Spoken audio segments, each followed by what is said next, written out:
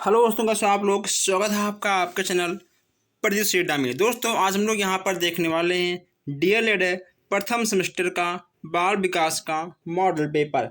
दोस्तों आपको पता ही है कि बाल विकास में आपके 15 बहुविकल्पीय प्रश्न आते हैं और दोस्तों ये आपके 50 नंबर के पेपर होते हैं। ओके दोस्तों, यह आपका 2 घंटे का पेपर होता है।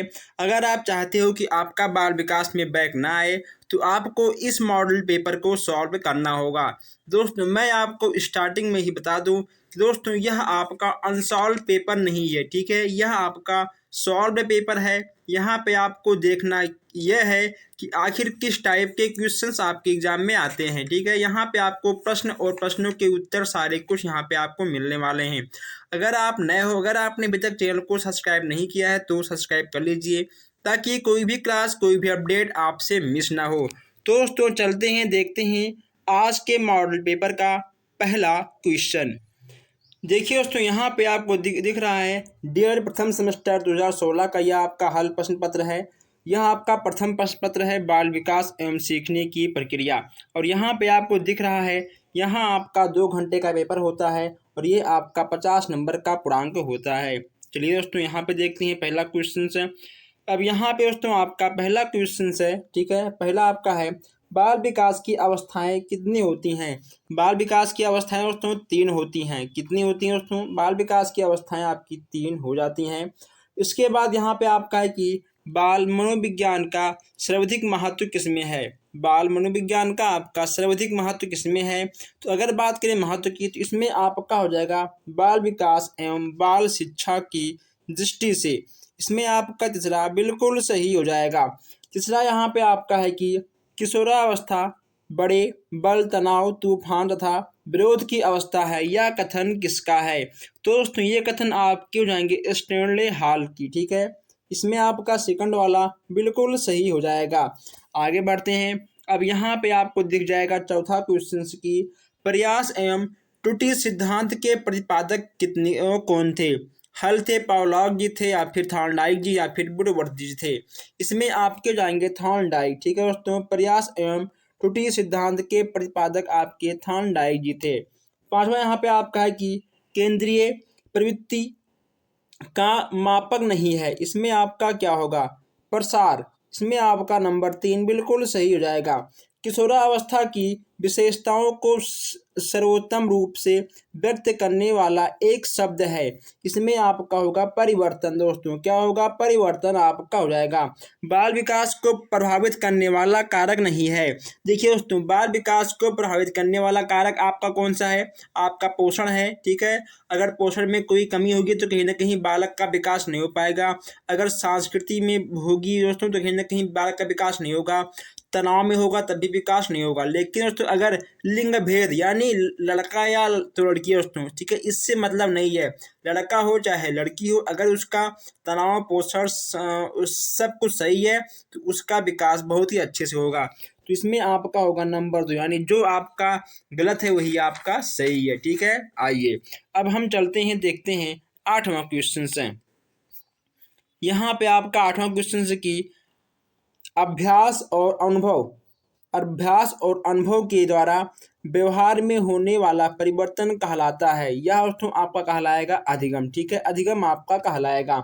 9वां आपका है कि पदों के योग में पदों की संख्या से भाग देने पर जो प्राप्त होता है वह क्या कहलाएगा? वह कहलाएगा आपका माध्य, ठीक है दोस्तों, माध्य आपका कहलाएगा।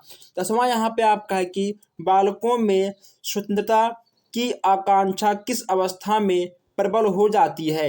इसमें आपका होगा किशोरावस्था में। दोस्तों आपके पास टाइम बहुत कम है, पढ़ना आपको बहुत ज़्यादा है, इसलिए यहाँ पर हम थोड़ा तेज चल रहा हूँ, ठीक है।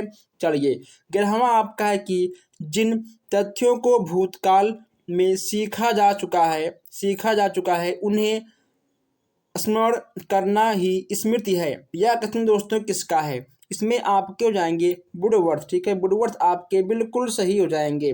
दोस्तों यहाँ पे आपका है कि CAT परीक्षण किस वायु के बच्चों के व्यक्तित्व का मूल्यांकन करने हेतु प्रयुक्त होता है। इसमें आपका होगा 3 से 11 वर्ष। उसमें क्या होगा? इसमें इसमें आपका होगा 3 से 11 वर्ष। ठीक है, चलिए नेक्स्ट यहाँ पे आपका 13वां है कि संवेग का प्रकार नहीं है। संवेग का प्रकार कौन सा नहीं है? संवेग का प्रकार आपका ध्यान नहीं है। ठीक है, ध्यान आपका बिल्कुल सही हो जाएगा। यहाँ पे आपका 14वां है कि प्रतिभाशाली बालक की बुद्धि लब्धि कितनी होती है? प्रतिभाशाली बालक की बुद्धि लब्धि आपकी होती है 140 से अधिक। ओके दोस्तों, सामान्य बालक की कितनी होती है? आपका 90 से 110 होता है। ठीक है, चलिए 15वां आपका है कि पियाजे के अनुसार बालक के संज्ञानात्मक विकास की स्थितियां कौन सी हैं? ओके दोस्तों, कितनी हैं? तो पियाजे के अनुसार बालक के संज्ञानात्मक विकास की स्थितियां 4 हैं दोस्तों। कितने हैं? 4 आपके हो जाएंगे। तो हम लोगों ने यहाँ पर 15 बहुविकल्पीय प्रश्न देख लिए हैं। आप लोग प्लीज़ चैनल को सब्सक्राइब कर लीजिए ताकि कुछ भी आपसे मिस ना हो, और आप लोग ज़रूर इस वीडियो को अपने दोस्तों तक शेयर कर दीजिएगा। दोस्तों यहाँ पे अभी आपके अतिलघुत्तीय प्रश्न के 2 क्वेश्चन बचे हैं, आइए हम लोग इसको भी देख लेते हैं। यहाँ पे आपका 16वां है कि बुद्धि लब्धि लब्धि निकालने का सूत्र क्या है? तो दोस्तों यहाँ पे कहा गया है कि मैं पेज नंबर 23 पे जाओ। दोस्तों आपको 23 पे नहीं आना है। बुद्धि लब्धि निकालने का सूत्र आपको दोस्तों पता होगा। क्या होगा? वास्तविक आयु बटे मानसिक आयु गुणे 100, या फिर आपका दोस्तों होगा मानसिक आयु गुणे बटे वास्तविक आयु बटे 100। इन दोनों में से आपका दोस्तों कौन सा होगा, कौन सा आपका सही होगा? आप इसका आंसर मुझे कमेंट बॉक्स में देंगे। ओके दोस्तों, बहुत ही सिंपल चीज़ है। ऐसे क्वेश्चंस आपको देखने को एग्जाम में मिल जाएंगे दोस्तों। बुद्धि लब्धि के जो सूत्र आपके होते हैं तो निकालने वाले, यहाँ से आपसे एक ना एक क्वेश्चन जरूर कन्फर्म बन जाता है।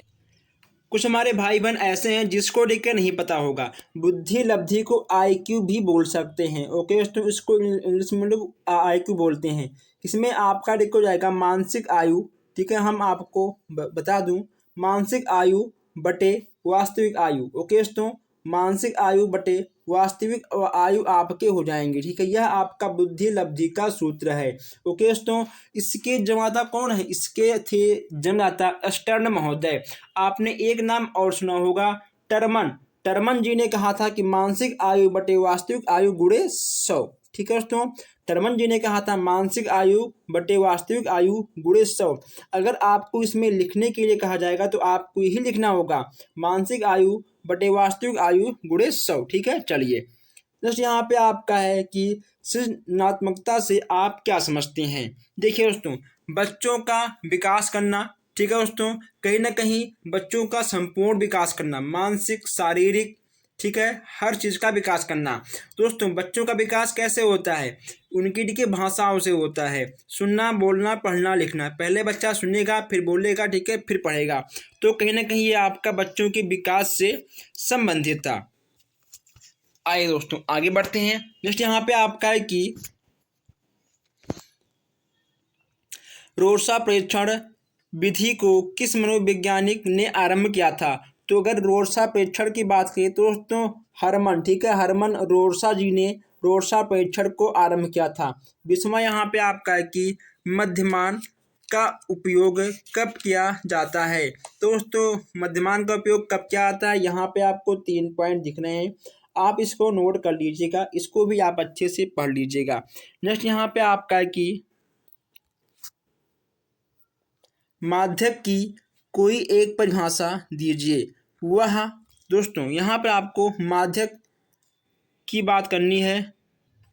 ओके दोस्तों, मध्यांक की कोई एक परिभाषा यहाँ पे आपको देना है। क्या देना है आपको? मध्यांक का परिभाषा। ठीक है, तो इसमें आपका हो जाएगा कि जब अवस्थित अंक या अन्य मापक्रम में व्यवस्थित हो तो मध्य का अंक मध्यांक कहलाता है। ठीक है, चलिए यहाँ पे आपका 22 है, सीखने के वक्र में सीखने में उन्नति होना किस रूप में प्रदर्शित की जाती है? इसमें आपका होगा धनात्मक रूप तथा ऋणात्मक रूप। ठीक है, ये आपके दोनों हो जाएंगे। अब यहाँ देखते हैं 23 आपका होगा बालक की वृद्धि कब रुक जाती है? दोस्तों बालक का उचित विकास ना होने पर उसकी वृद्धि रुक जाती है। बालक का अगर दोस्तों उचित विकास नहीं होगा तो उसका वृद्धि रुक जाएगा। अगर उसके सामाजिक शारीरिक संवेगात्मक या अगर उसके कहीं पर भी कोई भी कमी होगी तो बालक का वृद्धि रुक जाएगा। TAT का संबंध किससे है? व्यक्तित्व मापन से है। दोस्तों आप लोगों ने केवल टीईटी ही देखा होगा। मैं आपको बता दूं दोस्तों इसमें आपका टीईटी, एससीटी, आईबीटी, ठीक है, आरबीटी, ये सब आपके होते हैं। ये चीज़ें आपको नेक्स्ट सेमेस्टर में देखने को मिल जाएंगे। अभी बस केवल आपको टीईटी से ही प्रश्न देखना होगा। स्मृति का मुख्य कार्य क्या होता है? दोस्तों स्मृति का मुख्य कार्य क्या होता है? ज्ञान, अनुभव और सूचना को मस्तिष्क में संग्रहित करना, यह स्मृति का कार्य होता है। नेक्स्ट यहाँ पे आपका है कि स्मृति दोस्तों, हाँ सॉरी, सक्रिय, ठीक है, सक्रिय विस्मृति। अब यहाँ देखिए, यहाँ आपका स्मृति है, यहाँ पे लिखा आपका विस्मृति है। स्मृति के कार्य और विस्मृत से क्या आशा है? ठीक है, तो आपका स्मृत और विस्मृत, यहाँ से आपका जरूर क्वेश्चंस आता है। अब यहाँ देखिए तो सबसे अच्छा क्वेश्चन है कि अभिप्रेरणा से आप क्या समझते हैं। अगर दोस्तों मान लो आप किसी भी बच्चे को कुछ भी सिखा रहे हो, ठीक है, सिखाने के बाद आप उस बच्चे से कुछ भी पूछ रहे हो, अगर मान लो तो बच्चा आपको बता रहा है लेकिन वह कहीं ना कहीं कुछ चीज़ें भूल रहा है, तो आप उसको मोटिवेट करोगे कि हाँ हाँ कहो, आपको पता है, आप कर सकते हो। दोस्तों यह कहीं ना कहीं आपका अभिप्रेरणा के अंतर्गत आएगा। ठीक है दोस्तों, मोटिवेट करना, ओके, तो उसे एक अच्छा देना तो प्रेरणा कि हाँ आप कर सकते हो इस काम को, तो यह आपका अभिप्रेरणा के अंतर्गत आएगा। आप अपने अपने शब्दों में लिख सकते हो या फिर आप जो आपकी बुक में दिया गया है आप उस हिसाब से भी लिख सकते हो। हल के अनुसार सीखने की प्रक्रिया का आधार क्या होता है? हल के अनुसार सीखने की प्रक्रिया का आधार है आवश्यकता की पूर्ति की प्रक्रिया, अर्थात यदि कोई कार्य पशु या मानव की किसी आवश्यकता को पूर्ण करता है तो वह उसको सीख लेता है। ठीक है दोस्तों, अब यहाँ पर सीखने की कोई एक परिभाषा दीजिए। दोस्तों आप कैसे सीख सकते हो, आप कितने प्रकार से सीख सकते हो? ओके दोस्तों, सीखने से संबंधित यहाँ पे आपको बस केवल 2 से 3 लाइन लिखना है और आगे बढ़ जाना है। अब यहाँ पे नेक्स्ट आपका है कि बच्चों के भाषा विकास में अवरोधक के 2 कारण यहाँ पे आपको बताना है, कमजोर स्वास्थ्य और आईक्यू की कमी। ओके दोस्तों, अगर बच्चों में कमजोर स्वास्थ्य रहेगा, अगर उसका आईक्यू कम रहेगा तो दोस्तों कहीं ना कहीं उसके विकास में रुकावट बन जाएगी। ठीक है दोस्तों, उसके विकास में रुकावट बन जाएगी। तो यहाँ दोस्तों आपके 30 प्रश्न हो चुके हैं। प्लीज़ आप लोग वीडियो को एक बार शेयर कर दीजिए ताकि किसी का भी बैक ना आए। अब यहाँ देखते हैं हम लोग अति लघुत्तरीय प्रश्न। अब दोस्तों ये ठीक है, आपके लॉन्ग क्वेश्चंस हैं। लॉन्ग क्वेश्चंस को ना आप रट्टा मार कर याद कर सकते हो, ओके तो ना आप इसे सिंपल तरीकों से याद कर सकते हो। आपको लॉन्ग क्वेश्चंस को समझना होगा, ठीक है, आपको लॉन्ग क्वेश्चंस को समझते हुए आगे बढ़ना होगा। चलिए 31 आपका है कि बाल विकास की आवश्यकताओं का संक्षिप्त लेख आपको लिखना है। ठीक है दोस्तों, आप बालक के विकास के बारे में बहुत कुछ लिख सकते हो। नेक्स्ट यहाँ पे आपका है कि बाल अवस्था में संवेगात्मक विकास कैसा होता है। दोस्तों बालक आप सबके तो घर में होंगे ही, आप लोगों ने देखा भी होगा। दोस्तों आप अपने अनुभव से या फिर आप अपने किताबी ज्ञान से बालक के संवेगों के बारे में लिख सकते हो। ठीक है, चलिए बच्चों में सृजनात्मकता क्षमता का विकास किस प्रकार किया जाता है। दोस्तों आप यहाँ पर 4 से 5 पॉइंट, ठीक है, देख लीजिएगा और आप आराम से इसको लिख भी लीजिएगा। आप इसका स्क्रीनशॉट एक बार खींच लीजिए। ठीक है, चलिए नेक्स्ट यहाँ पे आपका है कि बहिमुखी व्यक्तित्व की क्या विशेषता है। अब दोस्तों बहिमुखी व्यक्तित्व की क्या विशेषता है, यहाँ पे आपको दिख रहा है 2 पॉइंट यहाँ पे है और तो यहाँ पे आपका दिक्कत 3 पॉइंट आपको दिख रहा है। आप इन सबको ध्यान से देख लीजिएगा। अगर आप 1-2 बार पढ़ोगे तो आपके दिमाग में फिर हो जाएगा, आप आराम से लिख कर आ जाओगे। चलिए 35 यहाँ पे आपका है कि बच्चों में कल्पना शक्ति का विकास किस प्रकार किया जा सकता है। बच्चों में कल्पना शक्ति का विकास दोस्तों इन 5-6 तरीकों से किया जा सकता है। आप इसको एक बार पढ़ लोगे तो आपके समझ में आ जाएगा। जैसे यहाँ पे आपका है कि बाल विकास पर वंशानुक्रम का क्या प्रभाव पड़ता है। दोस्तों वंशानुक्रम का बालक पर बहुत ही अधिक प्रभाव पड़ता है। अगर हम एक एक चीज़ यहाँ पर आपको पढ़कर बताएंगे दोस्तों कहीं ना कहीं यह क्लास आधे घंटे का बन जाएगा और आपका टाइम भी खराब होगा। ठीक है, जो आपको पता है वो आप मत पढ़िए। जो आपको नहीं पता है आप ठीक है उसको एक बार पढ़ते हुए आगे जरूर बढ़िएगा। अब यहाँ देखिए, अनुकरण द्वारा सीखने से क्या आशय है दोस्तों, ठीक है। अब ये आपकी 2 से 3 लाइन है, आप इसको आराम से देख लीजिएगा। अनुकरण द्वारा सीखना, ठीक है। जब कोई बालक किसी दूसरे का अनुकरण करके सीखता है दोस्तों, अनुकरण का मतलब होता है ठीक है देख कर। ओके, तो अगर मान लो आप कुछ भी कर रहे हो, अगर आपका बच्चा आपको देख कर सीख रहा है तो वह आपका अनुकरण के अंतर्गत ही आएगा, ठीक है। अनुकरण करके सीखता है तो वह अनुकरण द्वारा सीखना कहलाता है। इस विधि में बालक अपने मस्तिष्क का प्रयोग न करके केवल दूसरों का अनुकरण करता है। ओके, तो अगर मान लो आप छोटे बालक के सामने कोई भी क्रिया करते हो तो बालक अपने मस्तिष्क का प्रयोग नहीं करेगा, वह आपके अनुसार ही कार्य करेगा, ठीक है। इसीलिए बोलते हैं कि हमेशा बच्चों के सामने अच्छे से पेश आना चाहिए, क्योंकि छोटे बच्चे बड़ों का बहुत जल्दी कॉपी कर लेते हैं। कोहलर के सूक्ष्म या अंतर्दृष्टि सिद्धांत की विशेषता लिखिए। यहाँ पर आपको दोस्तों सिद्धांत की विशेषता लिखना है, आपको 4 से 5 पॉइंट लिख देना है बस, ठीक है। चलिए, सीखने के पठार से क्या कारण है, लिखिए। दोस्तों एक बालक में सीखना कब रुकता है, ठीक है दोस्तों, उसके मस्तिष्क का विकास कब रुकता है, आप इसके बारे में लिख सकते हो। नेक्स्ट यहाँ पे आपका है कि स्मृति को प्रभावित करने का उल्लेख करिए दोस्तों, ठीक है। अब यहाँ पे आपको 4 पॉइंट दिख रहा है, आप यहाँ पर इसको भी नोट कर सकते हो। ओके दोस्तों, आज आपने यहाँ पर 40 क्वेश्चन देखे हैं। अगर आपको किसी भी क्वेश्चन में कोई भी डाउट हो तो आप उस प्रश्न को कमेंट बॉक्स में टाइप करो, हम आपको अच्छे से अन्य क्लास में अच्छे से आपको हम उस प्रश्न को समझाएंगे। ओके दोस्तों, हम मिलते हैं फिर आपसे नेक्स्ट वीडियो में, नेक्स्ट क्लास में। धन्यवाद।